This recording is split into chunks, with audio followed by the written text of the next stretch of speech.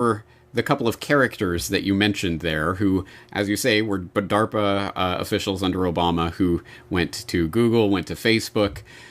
Specifically, we're talking about Regina Dugan and the Gabriel. I forget his name. Ken Gabriel. Ken Gabriel. Mm-hmm. That's right. So let's talk a little bit about them and their background.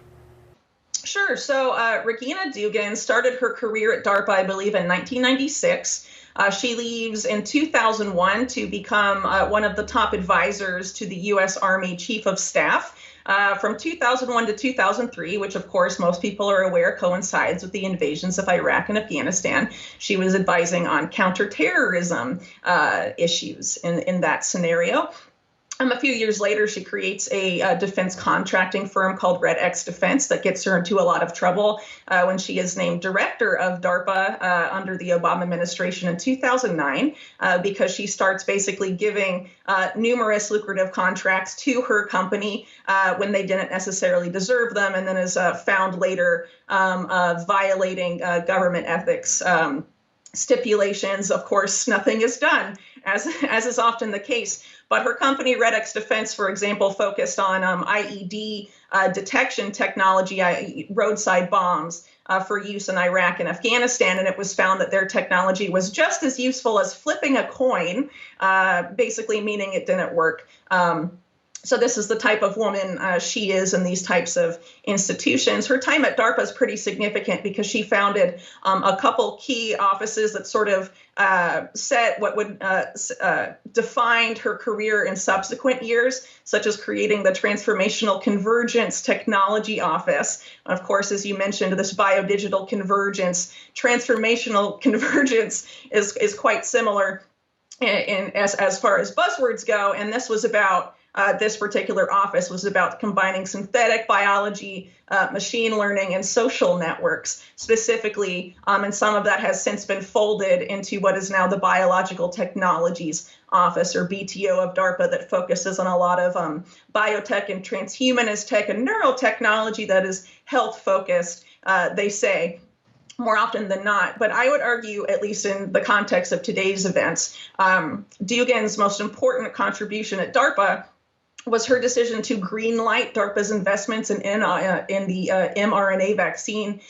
production platforms of both Pfizer and Moderna, which ended up taking place in 2013. She left in 2012, but had greenlighted those investments before they were made. And the program manager at DARPA that worked with Dugan on this, Dan Wattendorf, now is, I think, head for innovation of special solutions or something like that at the Bill and Melinda Gates Foundation. So again, just amazing how cohesive the players. Small world, huh?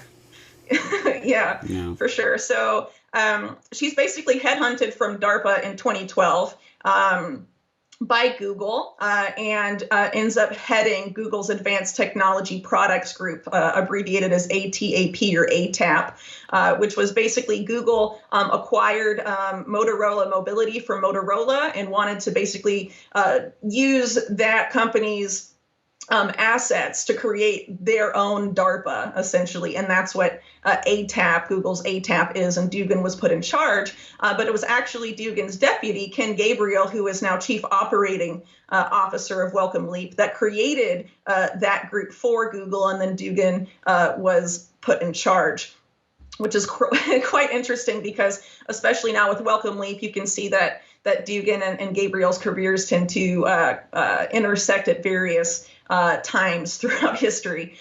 So while she's at Google, Dugan is involved in developing a lot of controversial things, including a digital pill that when you swallow it, turns your whole body into an authentication token. And some media reports said it turns you into a cyborg, sort of, and all of this stuff, while also fawning over Dugan.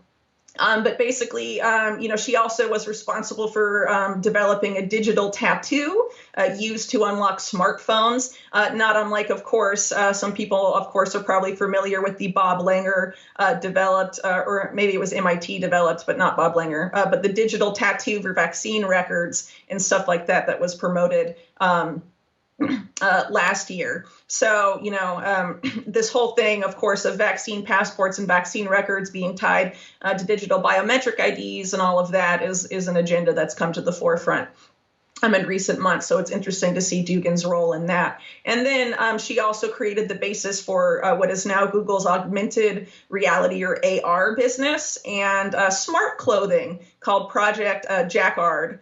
Which is basically weaving multi-touch sensors and conductive wiring into textiles. They have partnered with Levi Jeans. So that's fun. And she basically describes her work at Google as solving what she describes as the mechanical mismatch between humans and machines. It really doesn't get more transhumanist than that. And while she's serving in this capacity at Google, she is leading panels at the Clinton Global Initiative and attending Bilderberg meetings with Eric Schmidt, who was her boss then and has been a major player in determining U.S. national artificial intelligence policy for both the military and the intelligence community, oddly enough. So Dugan eventually gets headhunted again from Google, goes to work for Facebook, where she basically leads and helps build Facebook's own DARPA equivalent, then called Building 8. They have since renamed it something else. The project she started there was the creation of what they describe as a neural wearable, essentially a wristband that from your wrist can read your brain signals, know what you're going to type before you even move your fingers, among other things. And actually, Facebook has showcased prototypes of this, 2 different prototypes a few months ago, and claim that they will have it available in a couple years. They claim that it won't be able to read your brain, even though they basically say that what it does is read your brain signals, just only some of them. Trust Facebook as much as you want with that type of access to your body. I know I certainly won't be. But anyway, Dugan eventually leaves Facebook mysteriously just 18 months after joining and building 8 to focus on building and leading a new endeavor, which we later find out is actually Wellcome Leap. And so that's essentially what Dugan's been up to in a nutshell since becoming the chief executive officer of Wellcome Leap. She has also joined the Council on Foreign Relations Task Force on U.S. technology and innovation policy alongside Eric Schmidt, LinkedIn's Reid Hoffman, and some other prominent individuals, including Biden's top science advisor, head of the Broad Institute, Eric Lander, who, of course, was funded by Jeffrey Epstein, among other unsettling connections there. That was quite a whirlwind tour. And again, it's all there, and there's links to back up each and every part of this. And I have actually had Regina Dugan on my radar for several years now because of that DARPA Facebook and we're going to read your mind and all of this. I mean, it's just a crazy story. I didn't know all of the details of that, though, and it gets crazier the more you know. And here she ends up at Wellcome Leap, developing... Again, it's almost as if, the World Economic Forum stakeholder capitalism, public-private partnership ideal is at play here. We have the best of all worlds, philanthropic world, the corporate for-profit world, and the public world is nexusing in here with these... What is someone like a Dugan or a Gabriel? They are government employees. They are for-profit. They're at these philanthropic institutions. They're interfacing with all these other people at Bill and Melinda Gates Foundation and everywhere else. It is just a group of people who are in public or private business as the need arises for their cover for the next stage of an agenda that is clearly unfolding here. What's your take on what Wellcome Leap represents in terms of that nexus of philanthropic /profit /public enterprises? I think what Wellcome Leap is a way to supercharge and rapidly advance this type of technology that the ruling class that is behind this agenda feels like it needs to develop sooner rather than later in order to succeed in accomplishing what they want to accomplish before 2030, which is a year that comes up again and again, including in Wellcome Leap, but also in various other related agendas and policy documents focusing on that year specifically. And of course, Wellcome Leaf, created in 2012, aims to complete all of its projects by 2030. They make that quite explicit. So I think by combining, by having it led by someone like Regina Dugan and Ken Gabriel, who really more than anyone else embody the revolving door between the military-industrial complex and Silicon Valley, which has become much more overt over time. You have those connections. You have the Wellcome Trust and someone, specifically Jeremy Farrar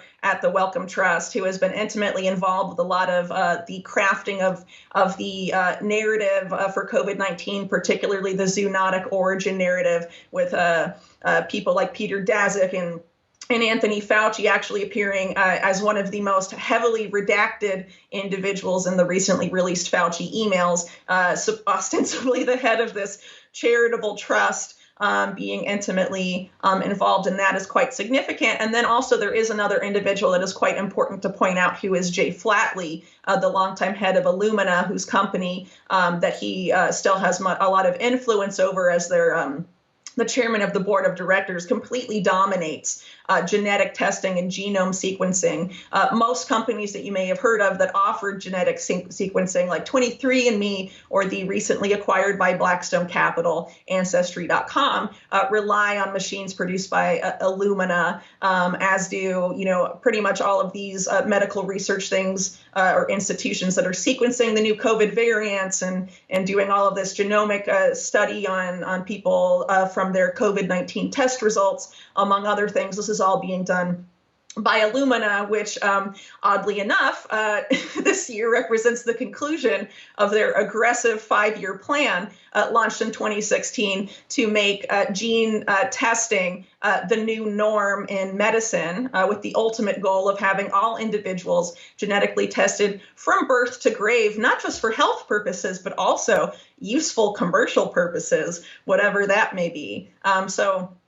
These are some very powerful individuals. To me, it really looks like these individuals have come together because they know that time is of the essence in advancing this agenda. If they wait too long, people will wake up to the agenda. They can only use, pandemics and lockdowns and all of these strategies we've seen implemented in the past year for so long before people are like, well, how does that relate to all this transhumanist tech? And why do you want me to wear this? And all of those things. The longer that takes to implement, the riskier it is for them, I would argue. So I think Wellcome Leap is a way to supercharge this by combining some of the most powerful people in various industries and in various worlds, whether it's, Silicon Valley, DARPA neurotech research, and the Wellcome Trust dominance of medical research.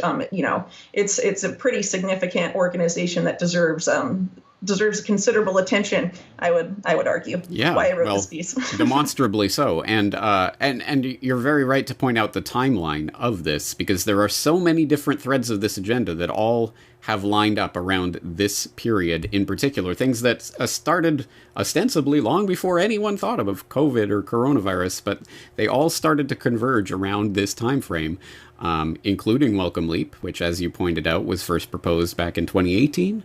Was it? And HARPA, which has been on the blocks for a while and is now finally getting kickstarted, and various other parts of this agenda, the EU vaccine passport agenda that's been, again, planned for years now.